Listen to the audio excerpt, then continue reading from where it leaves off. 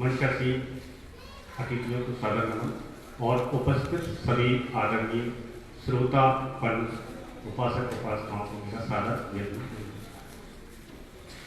साथियों, जैसे कि आज के कार्यक्रम का जो विषय है पदाधिकारी और कार्यकर्ता सम्मेलन, ये सम्मेलन जो 3 दिवसीय कार्यक्रम होने जा रहा है 5, 6 और 7 फरवरी 2021। इस कार्यक्रम के तैयारी के लिए आप सबको आदर आमंत्रित किया गया है और आपकी विशाल उपस्थिति और उत्साह को देखते हुए मैं राष्ट्रीय अध्यक्ष महोदय को ऐसा आश्वस्त करना चाहता हूं कि मध्य प्रदेश और राष्ट्रीय कार्यकारिणी के बीच में ब्रिज का काम करूंगा, क्योंकि आपका आशा उत्साह इस कार्यक्रम की मेजबानी करने के लिए बेहतर ढंग से अपने मन को तैयार करके आया हुआ है। और मुझे ऐसा विश्वास ही है कि पूरे भारत भर के उपासक उपासकाएं, विचारक, चिंतन करने वाले चिंतक और मनन करने वाले मनीषी और महान भिक्षु, जिसमें कई देश विदेश के भिक्षु भी होंगे, उनके उपस्थिति में धम्म दीक्षा का कार्यक्रम माननीय राष्ट्रीय अध्यक्ष महोदय की उपस्थिति में होगा और जिसका मेजबानी करने का अवसर मध्य प्रदेश को प्राप्त हुआ है। इसका सिलसिला कहां से प्रारंभ होता है, मैं वो भी आपको थोड़ा संक्षेप में बताता हूँ। एक किताब में मैंने कहीं ऐसा पढ़ा था, उस किताब का मुझे नाम नहीं आया है, नाम करके मैं साथियों से ढूंढवा रहा हूँ। जैसे ही वो किताब मुझे मिलेगी, उस किताब का नाम लिखा है कि 5 फरवरी 1950 को बाबा साहब सांची आए थे। ये बात मेरी सम्यक प्रकाशन की मुखिया माननीय शांति स्वरूप बौद्ध साहब से हुई थी और उनका इस दुनिया से जाने के 15 दिन पहले मेरी उन पर फोन पर बात हुई। उनने मुझे फोन करके बताया, उनके जो छोटे बड़े लड़के हैं कपिल स्वरूप बौद्ध जी, उनसे उन्होंने कहा कि बादल मास्टर जी को फोन लगाओ और मेरी बात करवाओ। तो उनने मुझसे कहा कि आपने मुझसे डेट पूछा था बाबा साहब के बारे में, आप नोट कर लीजिए, ये दिनांक है।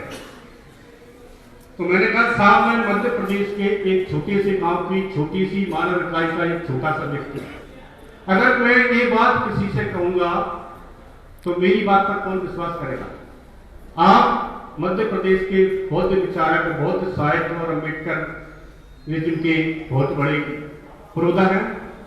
आपसे मेरा निवेदन है, आप किसी माध्यम से पूरे भारत देश के अम्बेडकर वादियों को, बुद्ध अनुयायियों को ये संदेश दें तो ये बात आसानी से सभी लोग स्वीकार कर लेंगे। और उन्होंने अपनी फेसबुक पर इस बात को कमेंट किया, आप देख सकते हैं। मई के महीने में फेसबुक पे उनके इस प्रकार का आया कि बाबा साहब 5 फरवरी 1950 को सांची आए थे। जब बाबा साहब भारत के लेबर मिनिस्टर हुआ करते थे तो उस समय जो श्रीलंका का चैत्यगिरी मंदिर है, जैसे हम एंट्रेंस करते हैं सांची में, उसके लेफ्ट हैंड में जो चैत्यगिरी श्रीलंका का बना है, उसका काम चल रहा था। तो श्रीलंका सरकार ने इंडिया के लेबर मिनिस्टर को उसकी सुपरविजन करने के लिए बाबा साहब को भेजाया होगा, ऐसा मेरा व्यक्तिगत मानना है। तो उसी तारीख के जो बाबा साहब के चरण सांची के पवित्र स्थल पर पड़े, तो बाबा साहब हमारे मसीहा हैं जो हमको 1956 में एक पवित्र मार्ग जो दे गए, क्योंकि इंडिया एक्ट 1935 के तहत हमको भारत के संविधान में SC/ST का दर्जा तो मिल गया था। ये दर्जा मिलने के बाद हमको कुछ सहूलियतें असमानता के आधार पर आरक्षण शिक्षा में, नौकरियों में और बजी पे के रूप में मिली। उसके आधार पर हमको पेट की भूख तो मिट गई और हम अच्छे कपड़े पहनकर, अच्छी गाड़ियों से अच्छे मकान बनाकर, अच्छी सोसाइटी में ऐसी नकल करके हम जीने लगे। लेकिन फिर भी बाबा साहब ने देखा कि इस समाज के ऊपर जो कष्ट है, भय कष्ट है, सुपरमेसी ऑफ कास्ट, ये कास्टिज्म सिस्टम है और जो अधार्मिक तरीके से मेरा समाज रहता है, ये कहीं ना कहीं कमी रह गई है। तो 1935 में ही, जैसे कि हमको पता है बाबा साहब की चौथी भूमि है बड़ौदा में संकल्प भूमि, वहां उन्होंने जो संकल्प लिया था, जो कष्ट के 11 दिन बाबा साहब ने सयाजीराव गायकवाड़ महाराज जी की रियासत में काटे थे, उसके बाद जो अपमान सहने के बाद बाबा साहब ने जो संकल्प लिया था, उस संकल्प को बाबा साहब ने इस संदर्भ में पूरा किया कि पेट की भूख तो मैंने मेरे समाज की जो 6743 जातियों में बटा था, उनको 3 दर्जे में 3 ग्रुप में बांटकर एकत्रित करने का काम किया और पेट की आग मिटाने का काम किया। लेकिन कहीं ना कहीं एक कमी रह गई थी मानसिक भूख की, क्योंकि ये समाज जो है 3 वर्गों का, जो SC ST OBC, कहीं ना कहीं ये विश्वास में जीता है कि एक न एक दिन ईश्वर हमारे भी अच्छे दिन लाएगा। हम सभी से 50, 60 साल 70 के गांव देहात में देखते हैं तो उनसे हमें सुनने को मिलता है कि बेटा ऊपर वाले के घर देर नहीं, देर है अंधेर नहीं, एक न एक दिन ऐसा जरूर आएगा कि तुम्हारे अच्छे दिन आएंगे। तो बाबा साहब ने कहा कि मेरे अनुयायियों को एक अच्छे मार्ग की आवश्यकता है, तो उन्होंने लिखा कि हम बौद्ध धर्म ही क्यों अपना 1974। तो साथियों, जैसा कि एक छोटी सी 2 मिनट की मैं कहानी सुनाऊंगा और मुख्य विषय की तरफ ले जाऊंगा। एक व्यक्ति था, उसकी शादी के बड़े लंबे समय के बाद बड़ी मुश्किल से दुनिया भर के, जैसे कि हमारी परंपरा चलती है, शादी के बाद जिनके बच्चे नहीं होते हैं तो कितने परेशान होते हैं। एक लड़के का जन्म हुआ और लड़के के जन्म होने के बाद उसकी मां खत्म हो गई। तो उस बाप ने अपने बेटे को बड़े लाड़ प्यार से पाला और कहीं कहीं से कमाकर उसकी इच्छा के खिलौने लाता था, उसकी इच्छा के खाने को लाता था, उसकी इच्छा के कपड़े लाता था। एक दिन कहीं कमाने के लिए वह कहीं दूर चला गया और उसने आते आते शाम तक अपने घर तक पहुंचते उसने देखा कि इस पूरे गांव में आग लग चुकी है। और दूर से ही उसने अंदाजा लगा दिया कि जब पूरे गांव में आग लग गई तो मेरा बेटा भी जरूर जल गया। और धीरे धीरे जब तक आग बुझी और वो घर तक पहुंचा तो उसको एक अपने घर के आसपास ऐसा राख का ढेर लगा हुआ मिला। उस राख के ढेर को उसने भर लिया, एक मटके में और लाल कपड़े से बांध दिया, अपना दूसरा घर बना दिया और उसको ऐसा घर कर दिया। डेली उसको देखता और कहता ये मेरे बच्चे की अफसे।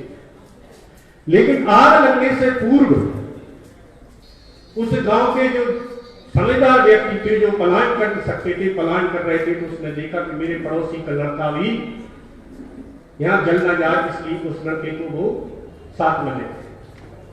लंबे समय के बाद जब वो लड़का ऐसा था 3-4 साल को होश में था, वो मेरा घर जल गया और मेरे पापा नहीं थे।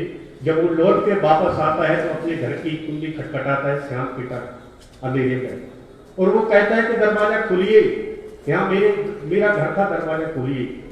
तो उसका बाप बोलता है कि मेरा बेटा तो जल गया, आप क्यों झूठ बोलते हो, जिसकी अस्थियां और राख मेरे सामने टंगी हुई है। तो फिर लड़के ने पूरा घटनाक्रम बताया और पिता की आंखों पर जो मिथ्या दृष्टि चढ़ी हुई थी, उस मिथ्या दृष्टि से हटाकर उसको पूरी लाइट में प्रकाश में लाया। तो फिर उसको ज्ञान हुआ कि वास्तव में तो मेरा बेटा है। उसने उसकी जो स्मृति का यौनी वो बताई तो उसको लगा कि मेरा बेटा है। जब उसकी मिथ्या दृष्टि हट जाती है तो उसको लगता है कि मेरा बेटा है। तो मेरा मुख्य विषय की तरफ जो जाना था ये था कि भिक्षु संघ के कत्लेआम के बाद जो यहाँ से दर्शन था, ज्ञान था, जो पलायनवादी हमारे भिक्षु थे जिनके पास दर्शन था, वो ज्ञान को ले गए थे। जब बाबा साहब ने विदेशों में उसका अध्ययन करने के बाद जब 1913 से 1916 के बीच हम बाबा साहब के अध्ययन को देखते हैं तो उनको 2 प्रोफेसर गुरुओं का ज्ञान मिलता है। सर जॉन डिवे, जो इनकी थिंकिंग स्किल की विचारधारा थी, वो थिंकिंग स्किल की विचारधारा बाबा साहब ने सीखी। उसके बाद 1916 से बाबा साहब ने उस विचार को आगे बढ़ाया। तो उन्होंने कहा कि थिंकिंग स्किल आया कहां से, तो उन्होंने कहा कि ये थिंकिंग स्किल एशिया के प्रसिद्ध सम्राट अशोक की राज्य कल्याणकारी राज से मैंने खिड़की किसकी ली है। तो वो सांची जगह जहां से पूरे विश्व में मानवता के कल्याणकारी के लिए मार्ग जाता है, उस कल्याणकारी मार्ग के लिए जहां पर बाबा हमारे वसिया ने हमको मिथ्या दृष्टि से हटाकर, जो हम ये जी रहे थे कि हमारा कोई मार्ग नहीं है, हमारा कोई धर्म नहीं है, हम अधर्मी हैं, तो 1956 से हमारी मिथ्या दृष्टि हटाकर पुनः हमको हमारे बेटे को घर वापस बाबा साहब लाए 1956 में, और बाप से बेटे को अवगत करा दिया। ये हमारे प्राचीन काल के हम बौद्ध होने के कारण मिथ्या दृष्टि जो हो गई थी, वो बाबा साहब ने मिथ्या दृष्टि हटाकर हमको सम्यक दृष्टि कराई और बुद्धिज्म का एक सन्मार्ग दिया। तो उसी पवित्र जगह सांची को बाबा साहब के यहाँ चरण पड़े, उसी जगह पर हमको ये कार्यकर्ता सम्मेलन तैयारी के लिए बुलाया गया है और विस्तृत जानकारी उसमें माननीय साहब को हमको सुनना है। मुझे ऐसा विश्वास है कि आप जो जातियों का भ्रम है, सुपरमेसी ऑफ कास्ट, इसके भ्रम से निकलकर तो जो 1956 से बाबा साहब ने हमको मार्ग दिया है, उस मार्ग की तरफ हम जाएंगे। आप सबने मुझे समय दिया, बहुत बहुत धन्यवाद। और एक दो लाइन के बाद में अपनी बात खत्म करता हूं। जाति दुखों का मूल है, जाति दुखों का मूल है, सब रोगों का सूर, और मिट जाए तो खिल जाए मानवता के फूल। जय भीम, नमो बुद्धाय। बहुत बहुत साधुवाद। जय संविधान, जय राष्ट्रीय मातावाद, जय उपस्थित। साधु साधु बहुत साधुवाद।